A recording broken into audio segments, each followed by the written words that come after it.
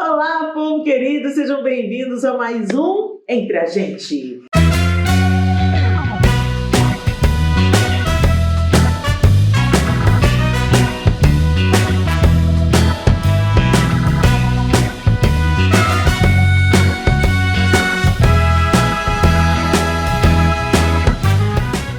Nessa temporada, com o maridão aqui participando, e a gente está orando para que vocês estejam sendo edificados, aprendendo, se divertindo também aqui nesse tempo, na quarta-feira de manhã. E a gente realmente espera que esse conteúdo te edifique. Vamos lá, Miguel, para as perguntas de hoje? Pergunta da @Joyce Nascimento. Fala, Joyce. Uma vez salvo, salvo para sempre? Ixi, lá vem pergunta teológica. Olha, bom, tem um texto lá em Pedro, né, que fala que a gente tem que desenvolver a nossa salvação. Não me lembro exatamente o endereço, mas a Helena já pregou várias vezes sobre isso, né? Que depois que a gente é salvo, a gente se converte, né? Acrescente à nossa salvação a virtude. O conhecimento. E vai dando aqueles passos, né? Sim, de crescimento. Mas é isso, ela está perguntando outra coisa. Ela está perguntando se eu sou salvo, se eu sou salvo para sempre. Eu estou falando isso porque existe um processo, né? Igual quando depois que você nasce, você não nasce e já está uma pessoa pronta, definida, com todos os princípios ali. Você vai ter que se alimentando e crescendo. Então, às vezes as pessoas pensam assim, eu me converti, eu aceitei Jesus, eu estou salvo, estou de boa, não preciso fazer mais nada pela minha vida espiritual. Né? Não é isso. Nós acreditamos que uma vez salvo, salvo para sempre, sim. É claro que ser salvo, gente, vamos entender, ser salvo, ter uma experiência de novo nascimento, não tem nada a ver com a religião. Se eu frequento uma igreja, isso não é uma evidência de que eu nasci de novo, ok? Então, a evidência do novo nascimento, ela traz consigo os frutos. Não significa que a gente não vai pecar nunca mais, não significa que nós não vamos atravessar processos. Assim como é na natureza, né? A gente vai atravessar podas, a gente vai atravessar desertos, invernos rigorosos, vai parecer que a árvore morreu, mas a vida está lá dentro ainda e tal. Então, não estou dizendo aqui que a vida cristã é fácil e garantida, né? A vida cristã é como uma jornada, tem trechos escuros e trechos maravilhosos, tem estações festivas e estações de lamento, como o próprio livro de Eclesiastes nos descreve, tempo para todas as coisas. Agora, referente à salvação, nós cremos que a salvação, uma vez instituída na vida daquela pessoa que entendeu e nasceu de novo, ela é para sempre. Essa pessoa foi selada pelo Espírito Santo. Ok? Então não tem esse não. Fulano pisou na bola. Peraí, deixa eu tirar o selo. Não, põe o selo de novo. Não, tira o selo. Não é nisso que a gente acredita, não. A gente acredita que uma vez salvo para sempre. Agora, a experiência de salvação, ou seja, de um encontro ali verdadeiro com Jesus, em que você tem convicção do que ele fez por ti na cruz, e você abre o seu coração e se entrega àquilo que Jesus fez e recebe isso no seu coração, isso vai produzir em você uma transformação que não é imposta, é natural, vai acontecendo de forma processual, mas vai acontecer. É algo que de fato vai chacoalhar com os seus sentimentos e com as suas posturas, com os seus princípios, vai de fato haver uma transformação. Não é algo assim, eu aceitei Jesus, agora eu passei para crente, né? Ou eu mudei de religião. Não é uma coisa assim pontual, só dita, que baseada numa capa, não. É algo que realmente, de fato, produz alguma coisa verdadeira e que vai transbordar através das suas atitudes, através da sua própria vida. Do fruto.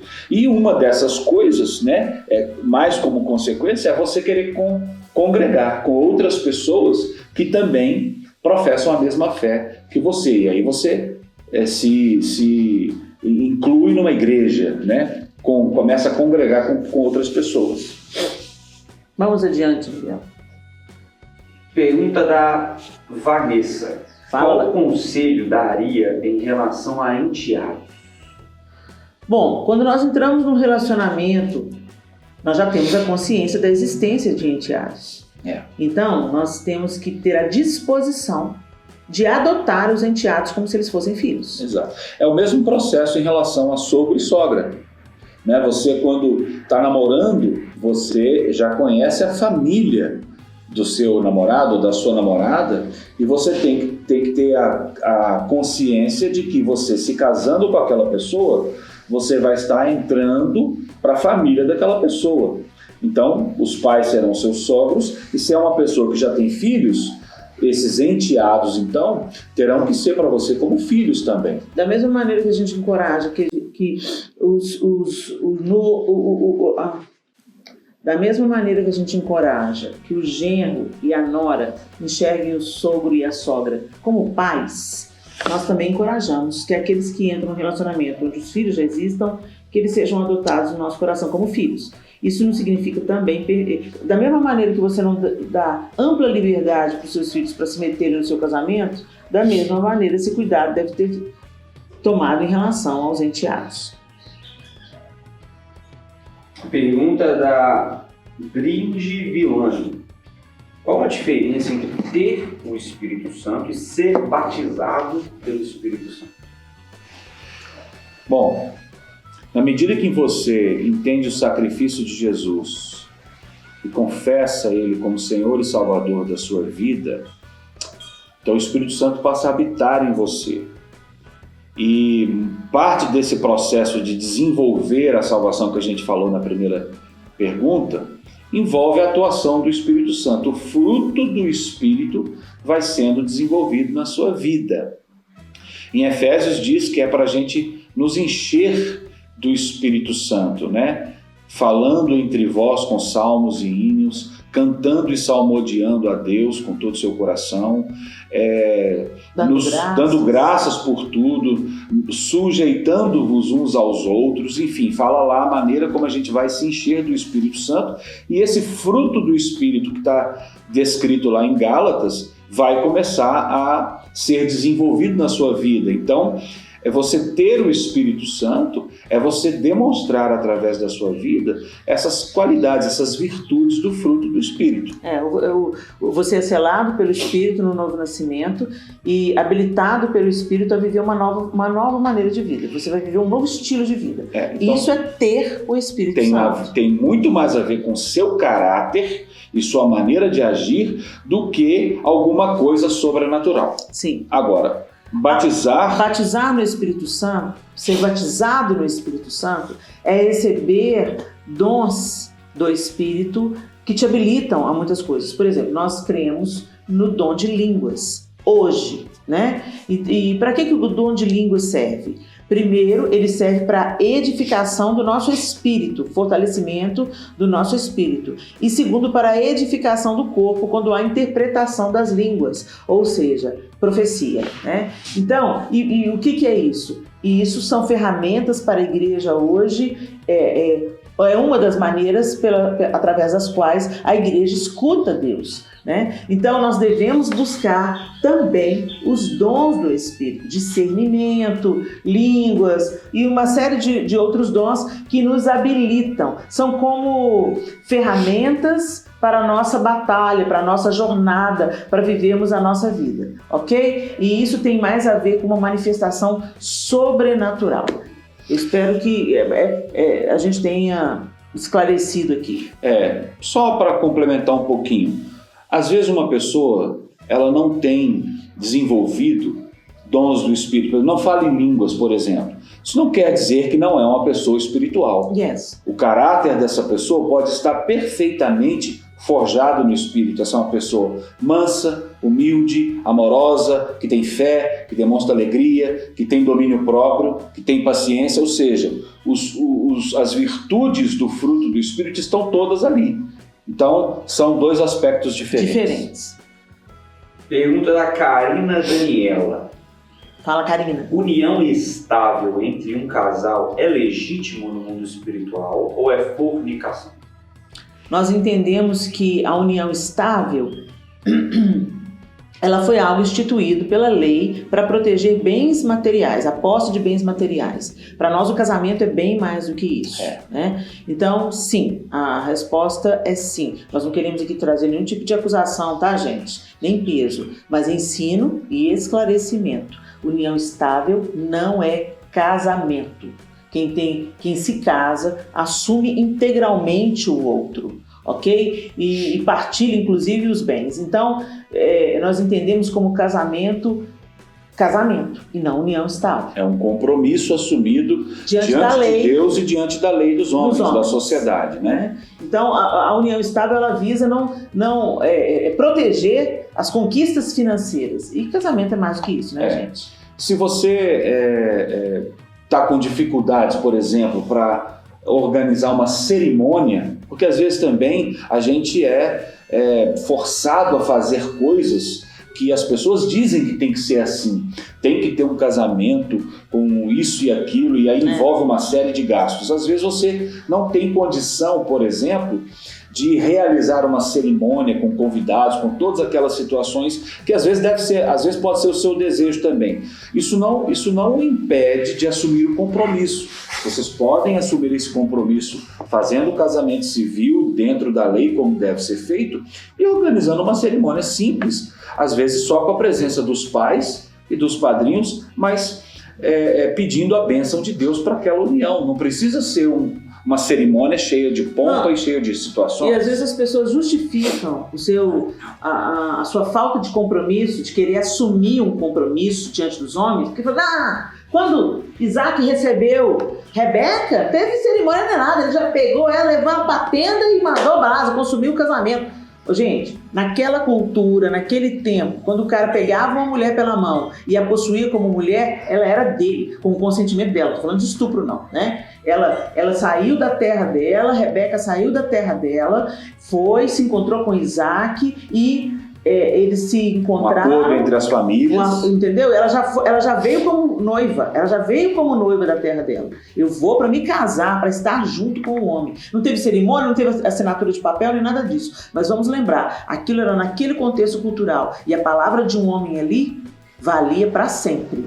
Nunca, não havia possibilidade de divórcio, de repúdio naquele contexto ali. Se o cara assumisse a mulher como esposa, ela era esposa, ok? Aí depois outras coisas, à medida que o tempo foi passando, as coisas foram mudando. O pecado foi se proliferando, aí o divórcio foi instituído, tanto é que Jesus, mais tarde, né? Muito tempo mais tarde de Rebeca e Isaac, teve que colocar um freio lá, porque as mulheres estavam sendo repudiadas por qualquer coisa, ok?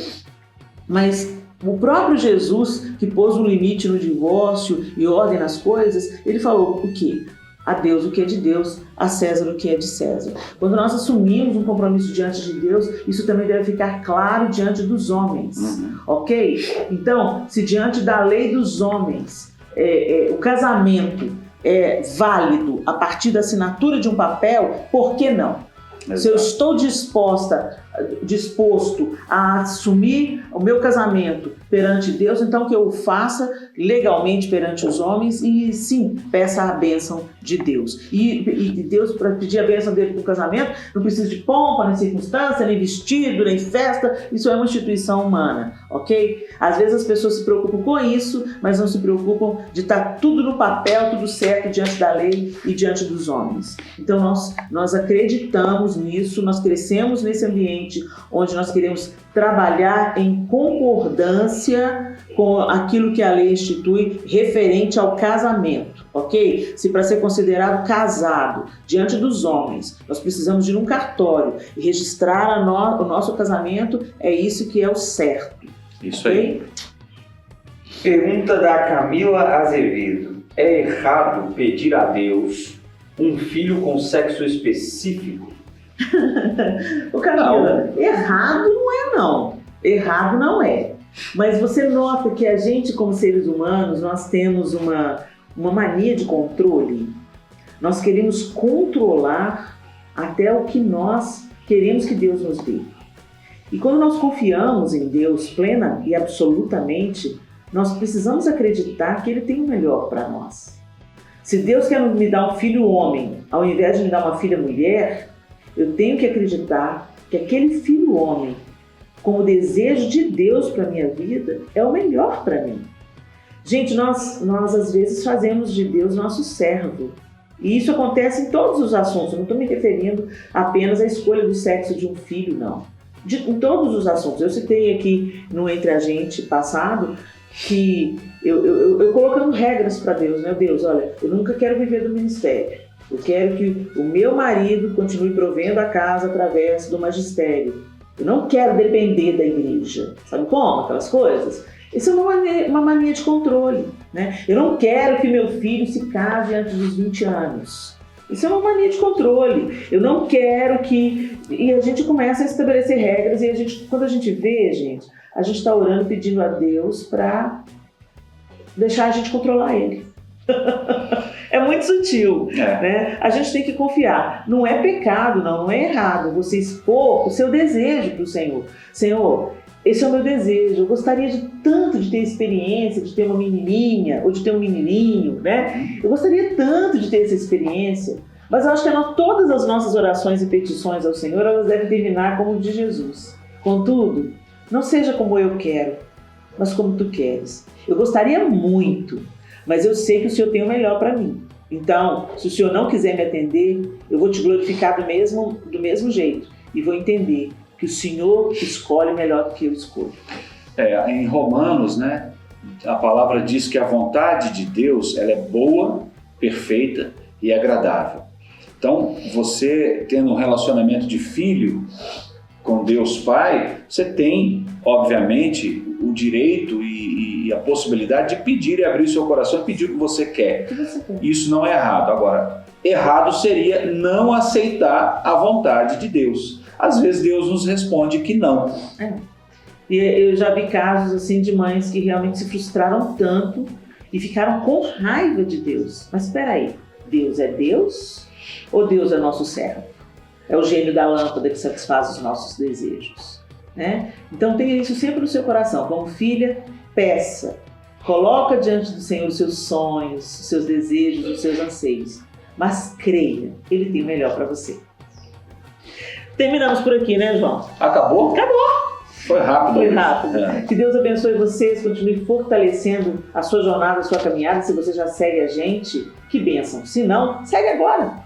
É facinho. Comece a seguir a gente, se inscreva no canal, deixe o seu like se você gostou. Se você não gostou, fala, não gostei, de uma maneira gentil, nos dê a sua sugestão. E se gostou desse vídeo, compartilhe-o com seus amigos, com aquelas pessoas que você ama, para que eles também sejam edificados. Deus abençoe vocês e a gente se encontra, se Deus quiser, no próximo Entre a Gente.